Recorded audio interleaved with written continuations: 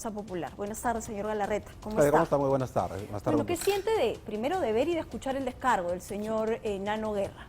Bueno, entiendo porque además escuché en la mañana también el radio, al que hace mención, a la entrevista, y yo creo que más allá, felizmente él ha dicho que va a presentar su licencia, creo que ha habido ahí básicamente un error que ha tenido que reconocer, como tú dices, ¿no? Es decir, por más que no haya sesiones, ahorita probablemente no puede haber sesiones, pero todavía hay algunas actividades. Creo que ha calculado mal y hay que reconocer lo que ahí se ha equivocado, pero él bueno, ha no señalado... hay sesiones, pero comenzamos con un paro de transportistas la semana, el anuncio de una cuarta ola, Sí, claro. Pero varias cosas que... Por eso yo creo que él ha hecho bien inmediatamente. Además, creo que ya presentó la licencia a estas horas, ¿no? Y yo creo que eso, Nando es una persona bien responsable y creo que acá ha pecado pues de esta situación de no percatarse de que había todavía una convocatoria y que debió presentar a tiempo su licencia, ¿no? Ahorita ya la presentó, ¿no? Al margen de esto, este Congreso va a cumplir un año en funciones. Sí. Y la sensación finalmente de la población es que es un Congreso desconectado con la realidad, que es un Congreso que finalmente, mientras tú tengas trabajo, tengas un sueldo mensual, tengas todos los beneficios, salud y demás, no te conectas pues finalmente con lo que hoy es crisis para un grueso de la población que está apostando por que el Congreso de la República produzca legislativamente en favor de esas necesidades. Sí, yo creo que el tema siempre va a ser un tema de empatía con la población, ¿no? Porque en realidad si vale decir el 90% más incluso de la problemática de la ciudadanía no está en manos del Congreso resolverlas, sino lo que yo creo que la ciudadanía más reclama probablemente es esta empatía de que se sientan esta conexión, la preocupación, la mayoría de los temas relacionados a desempleo, a salud, a educación, esto que hemos visto hace un rato de inseguridad tremenda, las normas ya están, ¿no? Lo que falta, en todo caso, repito, más bien es por el lado del Ejecutivo. Y yo creo que la crítica al Parlamento va por el lado de esta empatía o de que también hay acciones que a un sector de la población no le gusta, a otros sí. Y definitivamente el Congreso siempre va a ser una institución, Claudia, donde difícilmente puedes calificar a un conjunto, es decir, a un número determinado de personas que hacen una institución, resulta siendo difícil, porque por ejemplo hay personas que están haciendo su labor, hay otros que no hacen su labor, para algunos. Sí. Algunos pueden considerar, por ejemplo, que están bien lo que quieren vacar a Castillo, otros pueden considerar que no, y ambos van a estar en contra finalmente de una opinión favorable al Congreso, ¿no? Si bien el Congreso no puede resolver todos los problemas del país, a un año, ¿cuál ha sido, cree usted, el aporte positivo de Fuerza Popular? Bueno, nosotros hemos, digamos, sumado a lo que otras bancadas han podido lograr, que es, primero, cuidar al Parlamento, porque más allá de estos acontecimientos o de esta falta de empatía que en algún momento la ciudadanía con justa razón reclama, el Parlamento es digamos, un bastión importante hoy día, donde tienes un gobierno donde no solamente hay una incapacidad absoluta, sino hay unos hechos de corrupción terribles, ¿no? La vez pasada veía, y es verdad, el Parlamento maneja el 0.5 del presupuesto de la nación, 0.5. El Ejecutivo y los gobiernos regionales manejan el 99.5. Pero a veces esa falta de empatía o el desconocimiento de para qué existe el Parlamento es donde consideran al Congreso más bien, digamos, más relacionado a la corrupción que a los propios, digamos, poderes que manejan los recursos. Pero yo creo que esta palabra clave, empatía, no ponerse en el lugar de otros, ha pasado un montón de tiempo y la familia de Inti Bryan no recibe respuesta alguna respecto de cosas que son puntuales. 2 personas muertas, varios heridos y demás, y lo que concluye la subcomisión, con votos además a favor de Fuerza Popular, es que no existe evidencia concluyente que demuestre que las lesiones sufridas por los manifestantes fueran producidas por la Policía Nacional. ¿De qué empatía hablamos entonces? A ver, primero, empatía me refiero a situaciones como tú dices, que hay falta de trabajo y entonces los parlamentarios tienen empleo y ahí es donde pueden pensar que la gente que, oye, yo me mato por un sueldo mínimo. A eso me refiero a empatía. Lo demás son decisiones que toma el Parlamento, que a algunos no nos puede gustar y a otros sí, pero hay que ver si están dentro del marco de la Constitución. Y cuando tú me hablabas hace un rato, que no terminé, sobre Fuerza Popular, nosotros hemos apostado junto con otras bancadas, te decía, a evitar que el Parlamento caiga en la agenda para mí, la organización criminal que gobierna hoy día a la cabeza Pedro Castillo y de la agenda comunista que tiene el señor Cerrón y Perú Libre. Entonces, ha habido consensos importantes, se ha logrado sacar, por ejemplo, un tribunal constitucional, se ha logrado elegir a un directorio... Con varios cuestionamientos también. No, bueno, yo no he escuchado cuestionamientos salvo de aquellos que no participan del Congreso y que tienen que esperar. Lo que hay que, Claudia, lo que tenemos que entender, y los televidentes seguro que van a estar de acuerdo conmigo, es que hay decisiones que son impopulares o populares.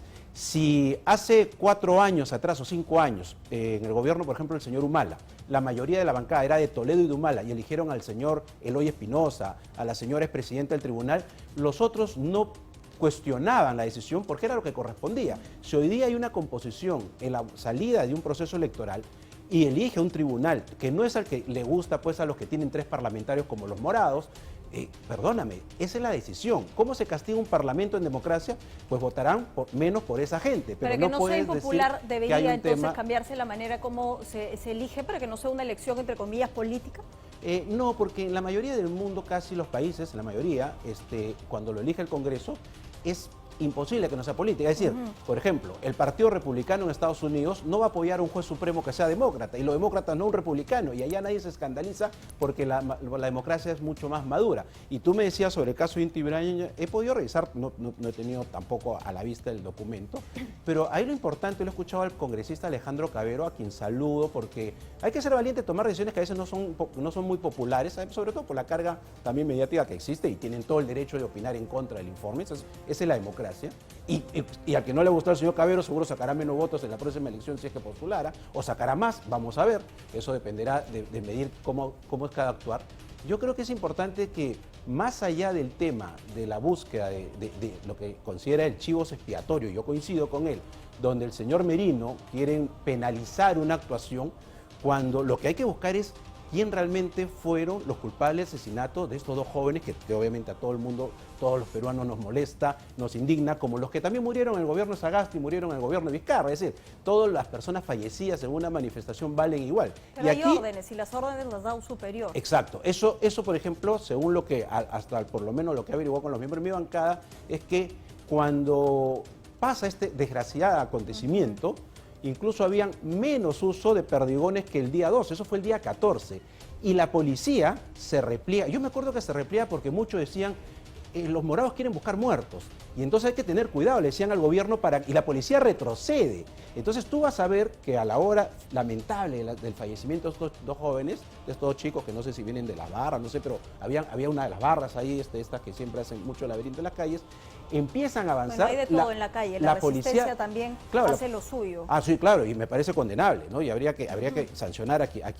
Mira, hace muchos años me acuerdo que era parlamentario y hicieron una marcha y quemaron un carro, una camioneta de la policía, y nadie metió preso a esos vándalos. Entonces, yo en ese momento recuerdo que la policía retrocede, y uno ha visto las cámaras, y eso es lo que nos comenta Alejandro Cabero a los miembros de la comisión, y claro, cuando sucede los lamentables hechos, la policía más bien se había retrocedido. Entonces yo creo que está bien, para que la Fiscalía, que 1 año y medio no encuentra responsables, por favor se ponga a buscar los responsables, dónde están, quiénes fueron, realmente de dónde salieron los disparos, de perdigones me refiero, porque no había bala, ¿no? Entonces, yo creo que eso no limita que sigan las investigaciones y que se encuentren a los responsables. Si lo que quieren es buscar un responsable político, porque quieren dejar un mensaje de que nadie más puede tomar, digamos, por haber vacado a Vizcarra, que estuvo muy bien vacado, como el caso de Merino, yo creo que eso ya es más de índole político. Lo que hay que buscar es responsables reales de la muerte de estos jóvenes, ¿no? Bueno, hablemos de lo que ocurrió ayer. El presidente Pedro Castillo, una vez más, falta su palabra, no recibe a la Comisión de Fiscalización. Hay una postura, y es la de Omar Cairo, de finalmente que esto podría encasillarse en una infracción constitucional. ¿Opina usted lo mismo? Bueno, existe el artículo 97 de la Constitución que señala, y no hay discriminación, en que todos los ciudadanos tienen que acudir a una comisión investigadora del Congreso, ¿no? Y nuevamente vamos a la parte institucional, porque lo que uno tiene que guiarse por la parte legal, constitucional. El Parlamento, su función obviamente no es si va a buscar, como escuchó algunos twitters sobre el tema del alza del combustible, etcétera, sino su función es hacer un control. Esa es su lógica por cual nace el Parlamento. Nace para enfrentar a los reyes de turno, nace obviamente de sus orígenes hasta el día de hoy, es con el gobernante. Entonces, la fiscalización está en la Constitución. Y la Constitución te dice que el Parlamento se aboca a investigar todo aquello que sea de interés público. No te dice si ya está viéndose en la fiscalía o no, no, todo lo que sea de interés público. Al entrar a este tema, también te dice que una comisión investigadora, todo peruano está obligado a participar. Ahora, a ver. Entonces sí tiene que participar. Sorprende que no haya ido. Esto es una raya más al tigre del descrédito que tiene el presidente a faltar su palabra cada que puede. Y aquí es la oportunidad de ir más allá, porque la salida a la crisis está en manos también del Congreso de la República con un adelanto de elecciones. ¿Ustedes de esa postura? Bueno, sí. A ver, yo en opinión personal yo creo que lamentablemente no hay mucha salida, porque el gobierno, que la no asistencia de Castillo te demuestra que oculta algo y tiene miedo a algo, y que, bueno, si está su mejor amigo prófugo, Silva, si está el secretario general Pacheco, que lo ayudaron a que los requisitos sean más blandos y lo pueda poner de secretario general, porque antes eso no hubiera sucedido, el sobrino, etcétera, es que el señor está involucrado. Entonces, si este grupo que gobierna el Ejecutivo tiene asegurado más o menos 50 votos, entre los de Verónica Mendoza, los mismos lápices, alguno por ahí, entonces 50 votos no te da para 87. Entonces lo que tienen que hacer los congresistas que han intentado, digamos, vacar a este señor, que no es que no le hayan dado plazo, el primer día ha puesto desde ministros que decían yo soy la Vale Plata, que le pegaban a la hija, o sea, impresentables por todos lados, con prontuario. Entonces no quiere gobernar. Y lo que tiene que hacer el Congreso es, algunos de ellos decir, bueno, no tendrían por qué irse constitucionalmente, pero si la crisis política te dice que esa es la salida, bueno, van a tener algunos que sacrificarse y decir, bueno, vámonos todos, pero no se puede ir el Congreso después de Castillo. Sí. Castillo tiene que irse antes que el Congreso se vaya. Ahora, va a ser difícil, pero esa es una tesis que depende de los señores parlamentarios, que ojalá algunos la entiendan. Pero bueno, como te digo, al otro lado pues hay 50 y tantos votos frente a 3 o 4 bancadas que permanentemente tratan de que Castillo pues salga, pero no es tan fácil tal vez conseguir esos votos. Hablemos de Keiko Fujimori. En los últimos días hizo noticia por el anuncio de su separación. Aquí no vamos a hablar de temas personales, pero básicamente su vida ha estado siempre ligada, su vida emocional a su vida política. ¿Afecta esto?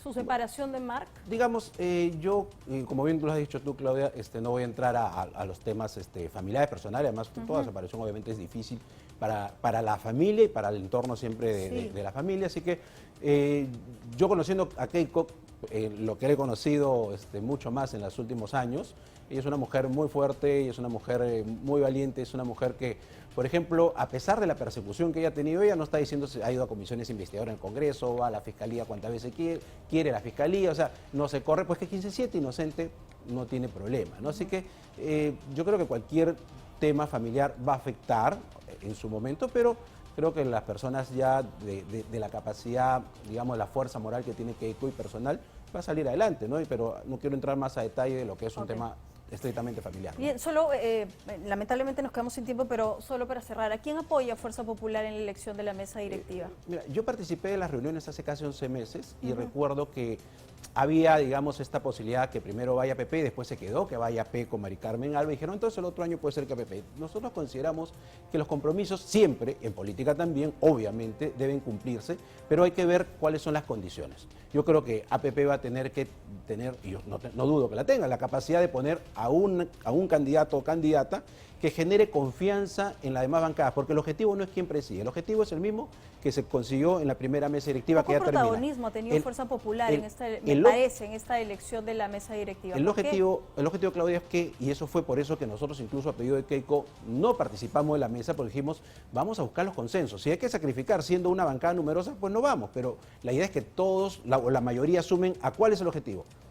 Que el gobierno, a través de sus bancadas, no tomen el Parlamento y no tomen la agenda del Congreso, si no ya tuviéramos una asamblea constituyente. Así que ese es el objetivo que hay que mantener y veremos cuáles son las bancadas que alrededor de ese objetivo quieren volver a hacer otro acuerdo. Le agradezco por haber estado Muchas esta gracias. tarde con nosotros.